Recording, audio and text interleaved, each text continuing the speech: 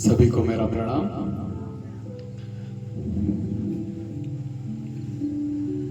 कि बहुत सारे ऐसे लोग अपने आसपास हैं जिन्हें अपनी परेशानियों से ज्यादा दूसरों के सुख से परेशानी है। कहानी है, बहुत जबरदस्त कहानी है, और खासकर मेरी मातृशक्तियों के लिए, माताओं बहनों के लिए भी इसमें एक बहुत बड़ा सार छिपा हुआ है आज। क्योंकि पुरुष भी करते हैं वो चीज, वो गलती, लेकिन माताएं बहनें शायद कुछ ज्यादा करती हैं। आज इस कहानी का हमारा सार आप समझने की कोशिश कीजिएगा। एक राजा होता है, पुराने समय की बात है, बहुत दानवीर राजा रहता है। रोज 100 लोगों को खीर खिलाता है वो डेली, और लोगों की मदद करना, उन्हें भोजन कराना उसको बहुत अच्छा लगता है। डेली उसका नियम था 100 लोगों को रोज खीर खिलाना, भोजन कराना। एक बार खीर में गड़बड़ हो गई। जो हलवाई खीर बनाता था उसने खीर बनाई और उस बर्तन को ढकना भूल गया। उस किचन में एक सांप का प्रवेश हुआ। वो सांप खीर में गया और उसने खीर में जहर को छोड़ दिया। पता नहीं लगा कि सांप इसमें जहर छोड़ गया। वही 100 लोगों को खीर खिलाई गई और 100 लोग मृत्यु को प्राप्त हो गए। राजा को बड़ी ग्लानि हुई, बड़ा दुख हुआ कि मेरे कारण 100 लोगों का जीवन चला गया। बहुत पश्चाताप के अग्नि में इतना चल रहा था, बहुत ग्लानि महसूस कर रहा था। उसने सोचा मैं सब राजपाट छोड़ देता हूँ, किसी उत्तराधिकारी को नियुक्त करता हूँ और छोड़ के जंगल चला जाता हूँ और तपस्या करता हूँ, भगवान से प्रार्थना करता हूँ कि मेरे पाप का मुझे प्रायश्चित करता हूँ और मुझे माफ करे कि जानबूझ के नहीं किया।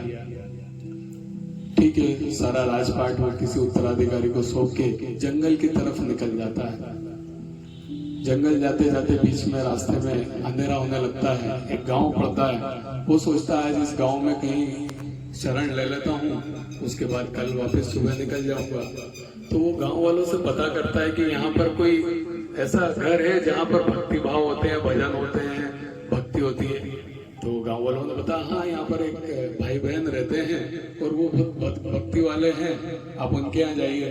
तो ठीक है, वो उनके यहाँ जाता है और बोलता है कि मुझे आगे जाना है और रात हो गई है, मैं एक दिन के लिए आपके यहाँ शरण चाहता हूँ, रुकना चाहता हूँ। भाई बहन सहर्ष तैयार हो जाते हैं, बिल्कुल वो उनके साथ भजन भक्ति वगैरह करते हैं। जो उसकी बहन होती है लड़की की, वो रोज सुबह उठ के साधना करती, ध्यान में बैठ जाती है और उसके बाद नाश्ता बनाना, भोजन बनाना, दिन भर की प्रक्रिया करती, पर ध्यान रेगुलर करती थी सुबह उठ के। तो सुबह उठ के वही ब्रह्म मुहूर्त में ध्यान करने बैठ गई।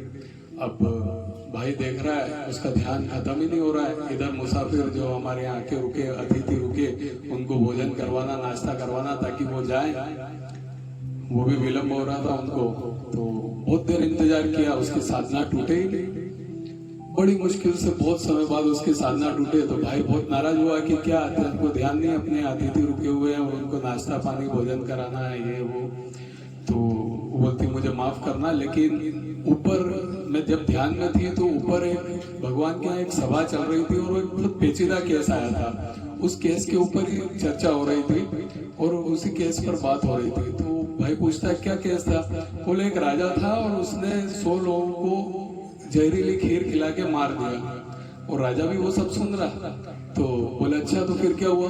तो बोले कि वैसे वो जो पाप उसने किया वो जानबूझ के नहीं किया, पर भगवान और सब लोग यही सोच रहे थे कि इस पाप का असली भागीदार कौन है, क्या राजा है या वो सांप है जिसने जहर को खीर में डाला, या वो हलवाई है जो बर्तन को ढकने से भूल गया। आखिर पाप किसको लगे, इसी पर पूरी बहस चल रही थी। और आगे तो भाई पूछता तो फिर आगे क्या हुआ, डिसीजन क्या हुआ? बोले वो चूंकि कोई परिणाम नहीं निकला और बहस कल तक के लिए टाल दी गई कि इसके ऊपर कल फैसला किया जाएगा। अब राजा के मन में तो बड़ी उत्सुकता बढ़ी। उसने कहा किसी तरह एक दिन और मैं यहाँ रुकूं और कल क्या परिणाम हुआ वो जानकर ही फिर मैं यहाँ से जाऊं। तो वो उनसे प्रार्थना करता है कि क्या मैं एक दिन और आपके यहाँ रुक सकता हूँ? मेरी आज कुछ तबीयत ठीक नहीं है, कुछ ऐसा वो बहाना करता और बोलता है कि क्या मैं एक दिन और आपके यहाँ रुक सकता हूँ? बोले ठीक है सब, बिल्कुल आप कल जाना चाहते हैं कोई बात नहीं, कल जाइएगा। अब पूरे गांव में ये बात फैल जाती है कि एक मुसाफिर जो रात को आया था, जो भक्ति वाला घर ढूंढ रहा था, चौपालों पे लोग बैठे और बातें कर रहे हैं कि मुसाफिर की नीयत खराब हो गई, जवान लड़की थी और उनकी नीयत खराब हो गई और भाई एक रात रुकना आया था और फिर आज भी यहीं रुका हुआ है। ऐसे सब गॉसिप्स और ऐसे सब निंदाएं, ऐसी सब बुराई गांव में चलने लगी। ठीक है, दूसरे दिन सुबह वही साधना में बैठी, राजा इंतजार कर रहा था कब साधना टूटे, खत्म हो और मैं इनसे पूछूं कि क्या हुआ। तो जैसे साधना खत्म हुई तो राजा ने पूछा क्या हुआ फिर उस कल वाली बात का, पाप किसके सिर लगा, क्या परिणाम आया उसका। तो उसने कहा कि ये जो पाप पे जो बातचीत चल रही थी, वो जो सारा पाप था वो तो हमारे गांव के चौपाल पे जो कुछ लोग बैठे थे वो ले गए। तो कई बार क्या होता है कि हम जब किसी की निंदा करते हैं, किसी की बुराई करते हैं, तो उसके पाप भी अपने माथे ले लेते हैं। ठीक है, उसके पाप भी हर लेते हैं। कहते हैं ना, भगवान कई बार कहते हैं कि आप जिस चीज में आनंद लेते हो वही चीज आपको मिलती है। अगर आप किसी की परेशानियों का आनंद ले रहे हैं तो तैयार रहिए, आपको भी परेशानियां मिलने वाली है। क्यों? क्योंकि आपको आनंद आ रहा है और ईश्वर हमें वही देता है जिसमें हमें आनंद आता है। तो कोशिश करें कभी भी किसी की बुराई, कभी किसी की निंदा ना करें। हो सकता है उसके पाप आपके गले पड़ जाएंगे, आपके माथे पड़ जाएंगे। तो कोशिश करेंगे सभी लोग। इस कहानी से हमें यही शिक्षा मिलती है। एक बहुत अच्छा भजन करते हैं आज।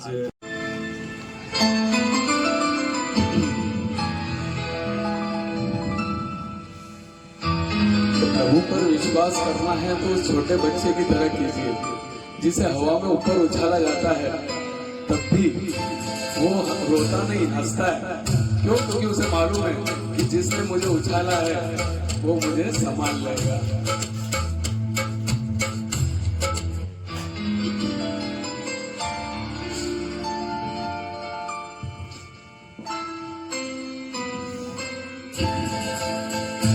ये तो सच है कि भगवान है मगर फिर भी अनजान है। ये तो सच है कि भगवान है मगर फिर भी अनजान है। धरती पे रूप माँ बाप का उसी दादा की पहचान है। सच है कि भगवान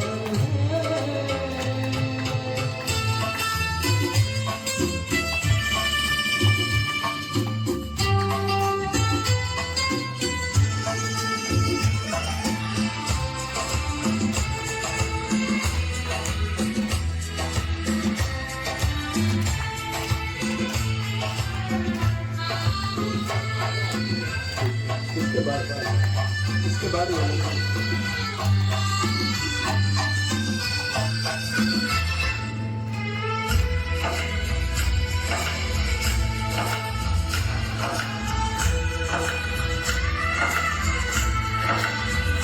जन्मदाता है जो नाम जिनसे मिला, थाम कर जिनकी उंगली है बचपन चला।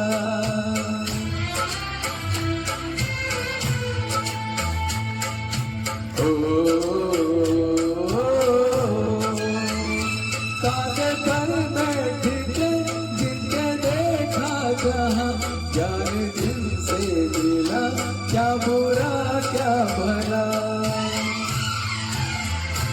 इतने उपकार है क्या कहे, ये बताना आसान है।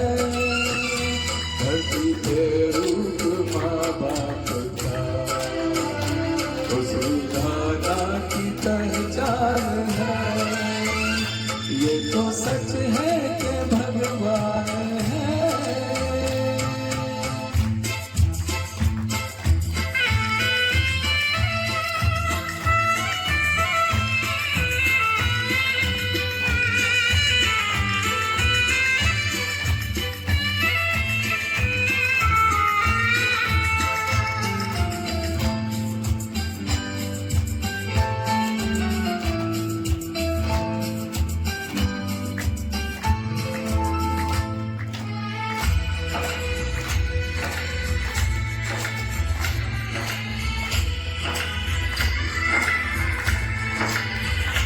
जन्म देती है जो माँ जिसे जग कहे, अपनी संतान में प्राण जिसके रहे।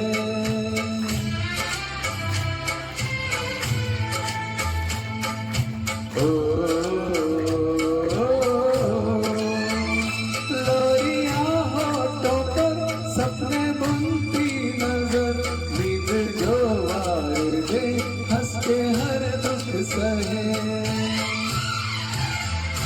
ममता के रूप में है प्रभु, आपसे पाया ये वरदान है। धरती के रूप माँ बाप का, उस माता की पहचान है। ये तो सच है कि भगवान है।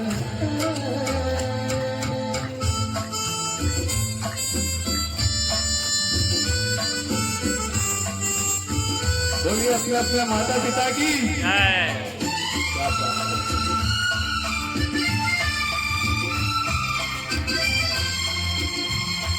माता पिता के चरणों में चारों धाम है, आजा आजा यही मुक्ति का धाम है।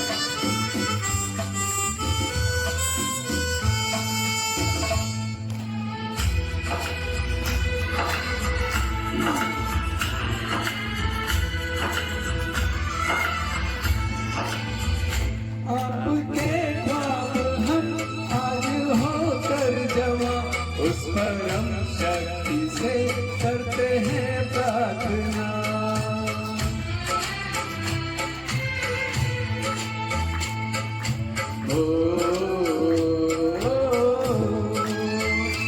इनकी छाया रहे रहती दुनिया तक, एक पल रह सके हम जिनके बिना।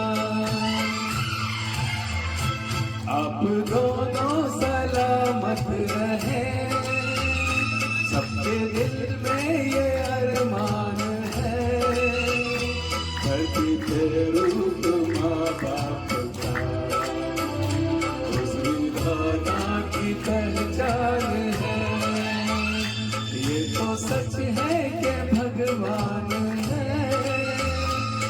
मगर फिर भी अनजान है। धरती पे रूप माँ बाप का, उस दादा की पहचान है। राम सभी को बोलिए अपने अपने माता पिता की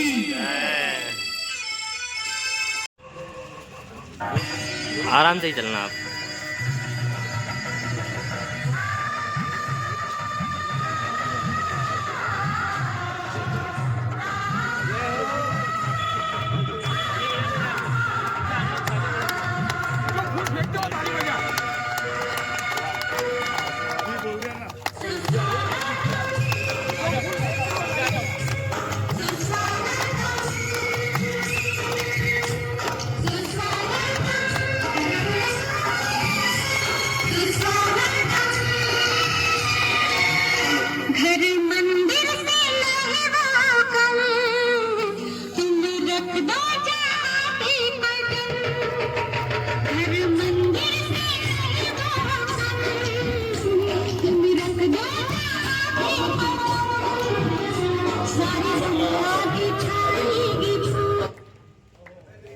कहाँ गए हो?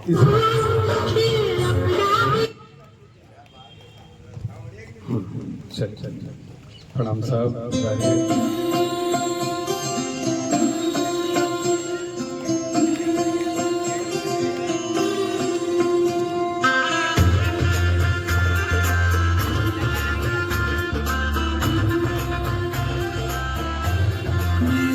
चौखट पे चल के आज चारों धाम आए हैं।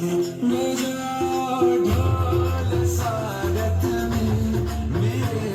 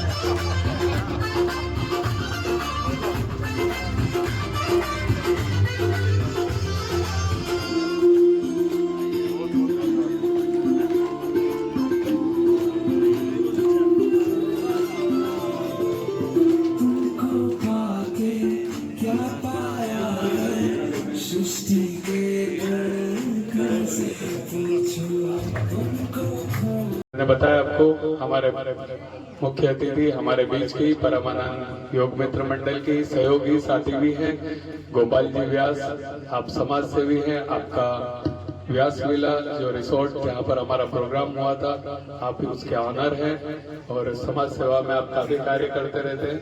आज हम इनके स्वागत के लिए और दूसरे हमारे मुख्य अतिथि हमारे परम मित्र शैलेंद्र जी सुरेका दाल मिल आपका व्यवसाय है। सुरेका बेसन के नाम से जो आप जानते हैं प्रोडक्ट। आप सरस्वती शिशु मंदिर में भी सचिव के पद पर कार्यरत हैं और लघु उद्योग भारती में भी आप सदस्य हैं और काफी समाज सेवा में काफी अग्रणी आपका और आपका परिवार बहुत साधुवाद के पात्र हैं। आपके द्वारा एक अन्य क्षेत्र सिलावटों के वास में भी चलाया जाता है जहाँ पर करीब 50 से 60 लोग अभी रह रहे हैं जिनके रोज की भोजन पानी और रहने की व्यवस्था वहाँ पर रहती है और काफी सालों से चल रहा है। आई थिंक 50 साल से भी ज्यादा 110 सालों से वो अन्य क्षेत्र चल रहा है। वहाँ पर अन्नपूर्णेश्वर महादेव भी है जहाँ पर हर सावन में बहुत अच्छे भजन करवाते हैं हमारे सुरेखा जी और बहुत बढ़िया माहौल वहाँ पर रहता है भजन में।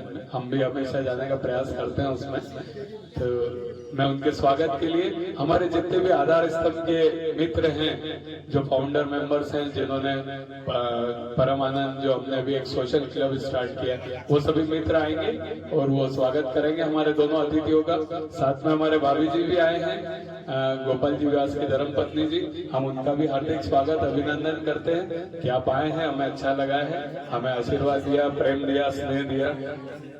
सभी लोग एक एक करके आ जाए जो भी स्वागत करना चाहते हैं।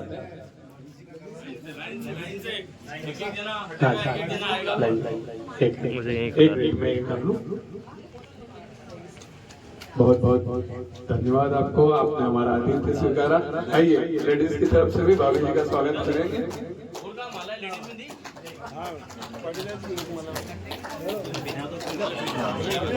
एक एक करके आएंगे तो अच्छा लगेगा। थोड़ा सा और एक ही थोड़ा तरफ सा से लाइन क्रम एक पंक्ति में आ जाए आप बहुत अच्छा लगेगा। लीजिए माला लीजिए। किधर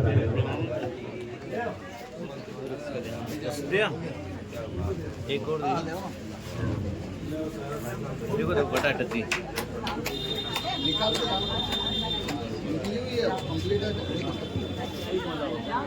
हमारे दोनों मुख्य अतिथि का जो हमारे साथ जो प्रेम सहयोग और स्नेह हमेशा बना रहे इन्हीं आशाओं के साथ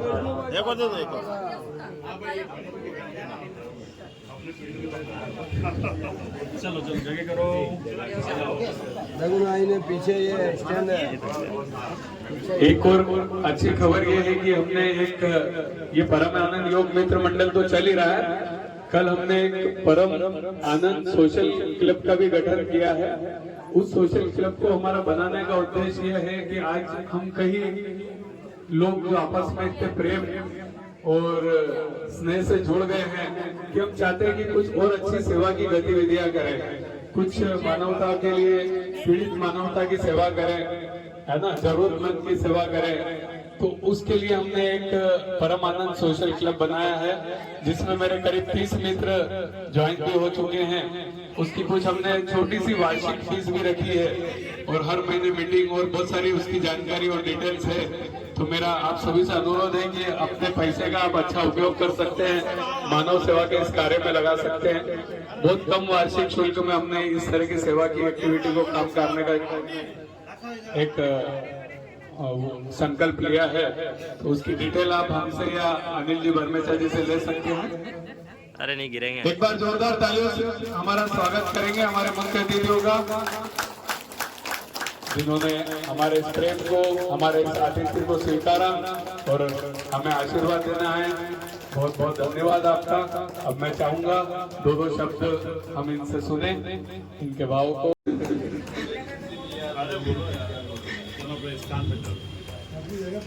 आप सबका बहुत बहुत आभार।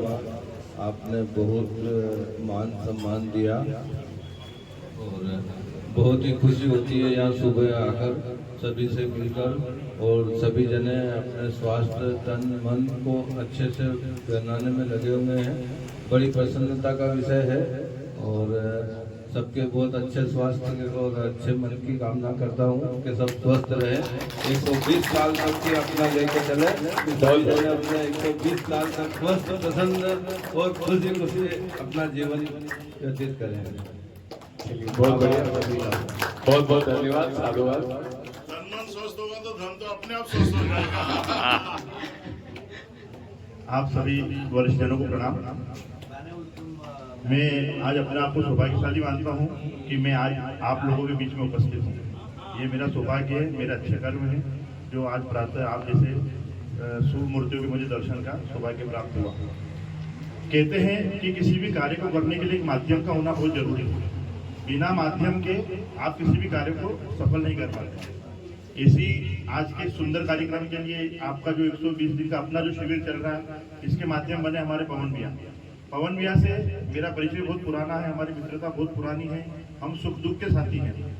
जब वरामाली जी का रतला माना हुआ था, जब हमारे बीच में डॉक्टर पाटीदार जी ने एक बार बोल दिया था कि सोनू भैया इस क्रम को आगे बढ़ाने के लिए पवन भैया ही माध्यम बनेंगे, और वही आज अपन साकार होते हुए देख रहे हैं।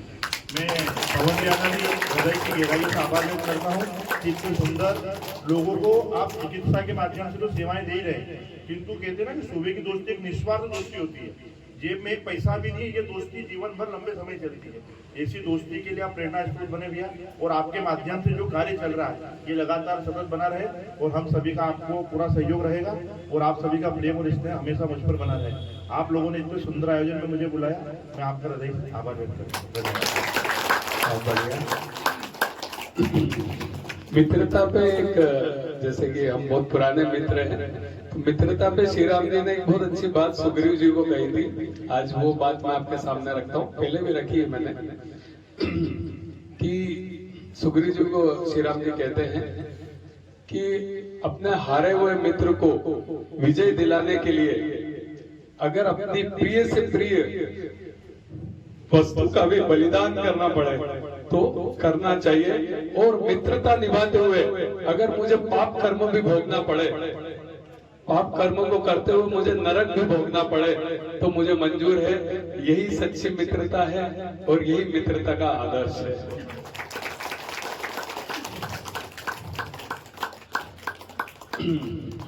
तो अगले हम प्रयोग में प्रवेश करते हैं। आप भी हमारे साथ उन प्रयोगों को ज्वाइन करेंगे।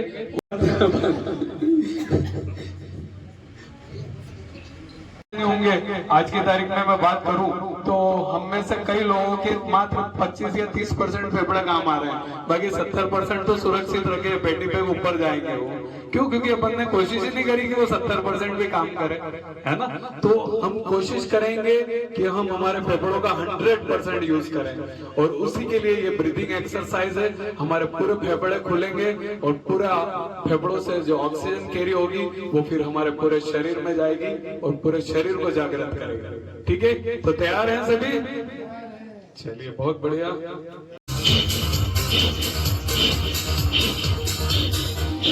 जो जंप कर सकते हैं वो एड़ी पंजों पे जंप करना है।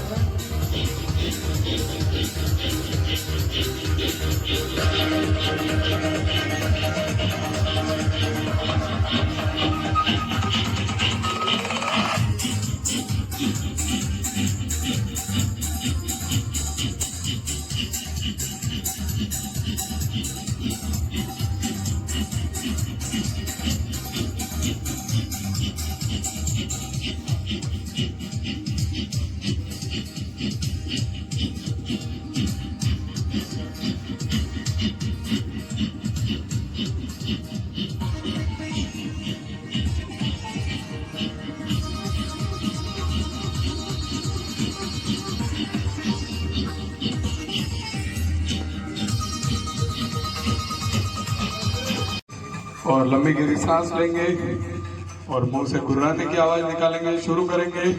लंबी गहरी सांस,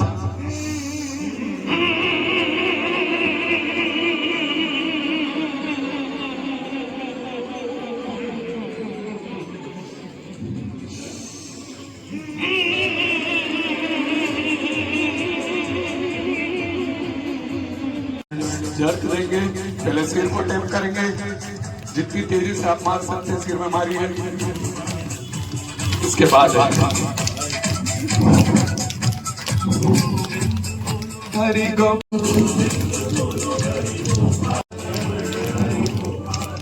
साइड से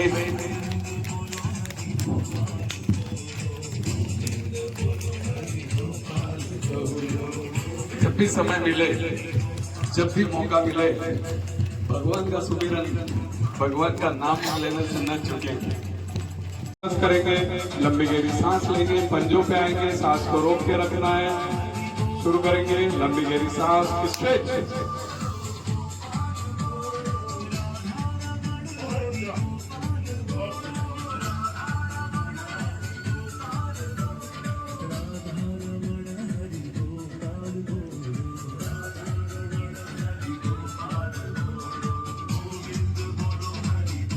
कांटेक्ट करना है, लंबी गहरी सांस लेंगे, नी जॉइंट थोड़े से मुड़ेंगे, रीढ़ की हड्डी ना आगे जाएगी ना पीछे जाएगी, बिल्कुल सीधे रहेगी, शेर की तरह दहाड़ना है और पूरी बॉडी को ऐसे कॉन्ट्रैक्ट करना है। शुरू करेंगे, लंबी गहरी सांस,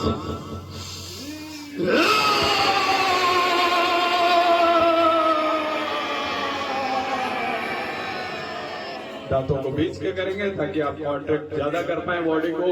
शुरू करेंगे, लंबी गहरी सांस,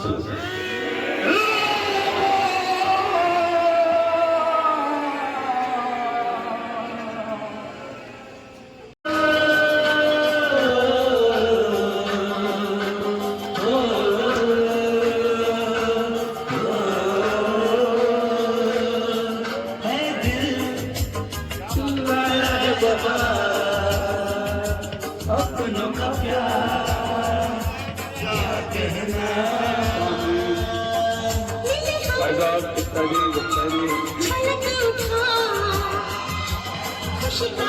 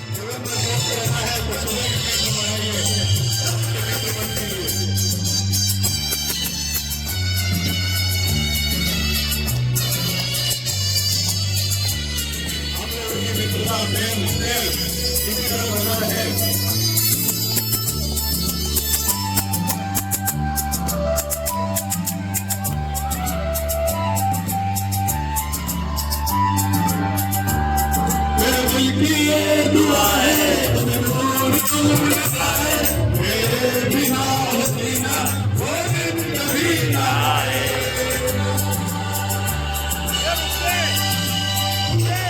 मेरे दिल की ये दुआ है कभी नूर न जाए मेरे बिना हसीना वो दिन कभी ना आए तेरे संग जीना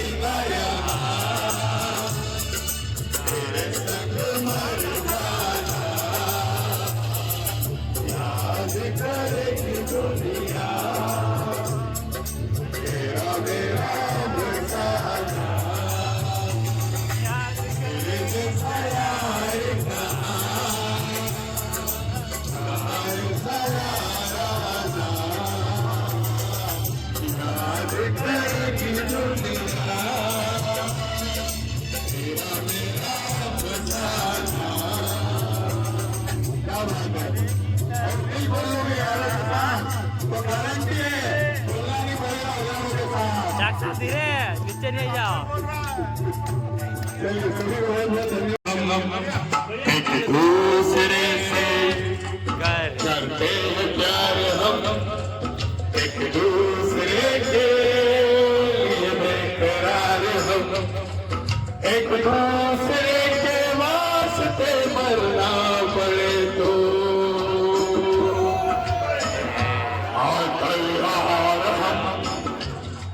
तैयार हम एक दूसरे से करते हैं प्यार हम एक दूसरे के लिए बेकरार हम आइए आइए ललन जी पधारिए